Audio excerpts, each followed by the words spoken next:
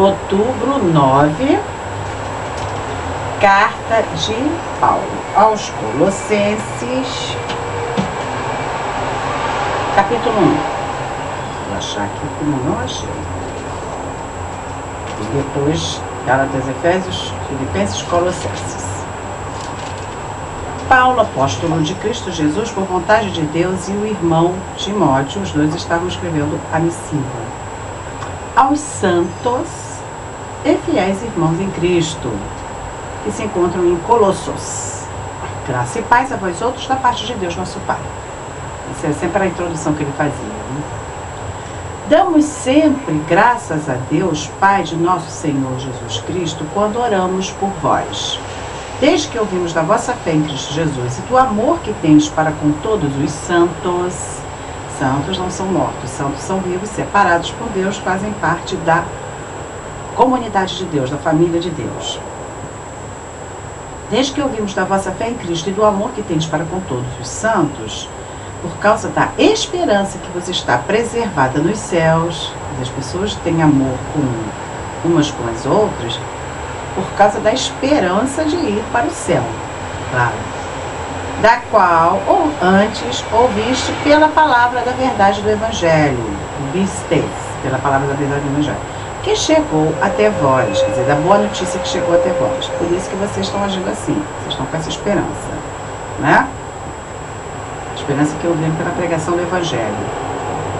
Como também em todo mundo está produzindo fruto e crescendo, tal acontece entre vós, desde o dia em que ouvistes e entendestes a graça de Deus na verdade. Segundo fostes instruídos por Epáfras, nosso amado conservo, e quanto a vós outros, fiel ministro de Cristo, o qual também nos relatou do vosso amor no Espírito. Por esta razão, também nós, desde o dia em que o ouvimos, não cessamos de orar por vós e por pedir que transbordeis de pleno conhecimento da sua vontade, em toda sabedoria e entendimento espiritual. Nós temos que orar pedindo a Deus entendimento espiritual, sabedoria e entendimento espiritual. Da mesma forma como existe inteligência emocional, existe inteligência espiritual. O entendimento espiritual tem os maduros espiritualmente. Então ele está orando para que transbordeis de pleno conhecimento da vontade de Deus, saber direitinho qual é a vontade de Deus, para fazer direitinho e não sair da linha, e em toda a sabedoria e entendimento espiritual, a fim de viverdes de modo digno do Senhor, para o seu inteiro agrado, frutificando em toda boa obra e crescendo no pleno conhecimento de Deus, sendo fortalecidos com todo o poder, segundo a força da sua glória, e em toda perseverança e longanimidade. Perseverança e paciência, essas são as chaves do sucesso de qualquer atividade, especialmente atividade espiritual. Com alegria, dando graças ao Pai que vos fez idôneos à parte que vos cabe da herança dos santos na luz.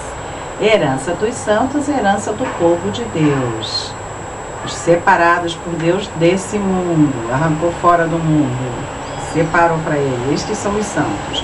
Ele nos libertou do império das trevas, que é onde nós estávamos antes de conhecer o Messias. Ele nos libertou do império das trevas e nos transportou para o reino do Filho do seu amor, glória a Deus, no qual temos a redenção e a remissão dos pecados, o perdão dos pecados, é no Messias, em Cristo Jesus, que temos a redenção e a remissão dos nossos pecados. Ele nos arrancou do império das trevas, nos libertou. Por isso que Jesus é a nossa Páscoa. A Páscoa representa libertação. Libertação do Egito, com Josué, Moisés, depois Josué, e agora libertação espiritual com o Messias, Yehoshua. Na verdade, para mim, o nome dele é Yehoshua. Eu falo Yeshua porque todo mundo fala Yeshua. Ele, Cristo Jesus, Yeshua HaMashiach, é a imagem do Deus invisível. O Deus que nós não vemos, a imagem era o Messias. O primogênito, o primeiro de toda a criação, pois nele foram criadas todas as coisas nos céus e sobre a terra, visíveis e invisíveis, tronos, soberanias, principados e potestades. Tudo foi criado por meio dele e para ele. Ele é antes de todas as coisas. Nele tudo subsiste. Ele é. Lembrando, o nome de Deus é um verbo. Verbo ser, sendo. O nome de Deus é o verbo ser, sendo. Não tem como traduzir. Ele é. Ele é a cabeça do corpo, da igreja. A igreja, a eclesia, a keila, a congregação, a assembleia, é o corpo do Messias. O Messias é a cabeça. Ele é o princípio, o primogênito de entre os mortos, o primeiro que foi ressuscitado, para em todas as coisas ter a primazia, porque aprove a Deus que nele residisse toda a plenitude.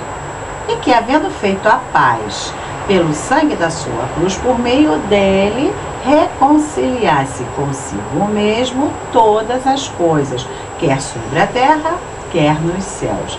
Já falei, a palavra shalom quer dizer paz, quer dizer plenitude, ausência de falta, seria completude, algo perfeito, completo, shalom, tudo perfeito, tudo certinho. E o verbo reconciliar, no hebraico, lehashlim, é a mesma raiz, lamet, shin, shalom, shin, lamed, men. Então, Jesus teve que pagar Lechalem para nós termos Shalom e nos reconciliarmos, Lehashlim, com Deus, fazer as pazes, acabar com os conflitos, esquecer tudo, ficar de bem com Deus. Ele fez a paz pelo sangue da sua cruz, por meio dele Deus reconciliou consigo todas as coisas na terra e nos céus. Por meio do seu ungido, o Messias, Deus nos reconciliou com ele. E a vós outros também, que outrora éreis estranhos e inimigos no entendimento pelas vossas obras malignas. Está falando dos não-judeus, do Goim, que estávamos fora da aliança. Nós éramos estranhos e inimigos do entendimento pelas nossas obras malignas. Agora, porém, vos reconciliou no corpo da sua carne mediante a sua morte, para apresentar-vos perante ele santos, puros, inculpáveis e irrepreensíveis, como uma noiva. Se é que permaneceis na fé, alicerçados e firmes, não vos deixando afastar da esperança do Evangelho que ouvistes e que foi pregada a toda criatura debaixo do céu, e do qual eu, Paulo, me tornei ministro. Agora me regozijo nos meus sofrimentos por vós, e preencho o que resta das aflições do Messias na minha carne, a favor do seu corpo, quer dizer, a favor da igreja, que é a igreja, da qual me tornei ministro de acordo com a dispensação da parte de Deus, conforme ele dispensou os dons, que me foi confiada a vosso favor, não judeus, para dar pleno cumprimento à palavra de Deus. O mistério que estiver oculto dos séculos e das gerações, aí gerações aqui são mesmo gerações, de tempos em tempos, agora todavia se manifestou aos seus santos, aos quais Deus quis dar a conhecer qual seja a riqueza da glória desse mistério entre os não-judeus, entre os goim, entre os gentios, isto é, o Messias em vós, Cristo em vós, a esperança da glória, o qual nós anunciamos, advertindo a todo homem e ensinando a todo homem em toda a sabedoria, a fim de que apresentemos todo homem, todo ser humano, perfeito no Messias, perfeito em Cristo. Para isso é que eu também me afadigo, me canso, esforçando-me o mais possível, segundo a sua eficácia que opera eficientemente em mim. Deus opera através de nós para nós levarmos a mensagem dele. Para que toda criatura possa se apresentar perfeita, todo homem, todo ser humano, diante de Deus. E só é possível fazer isso quando estamos unidos com o Messias, com o ungido de Deus, com o Cristo de Deus, que é Jesus, Yeshua.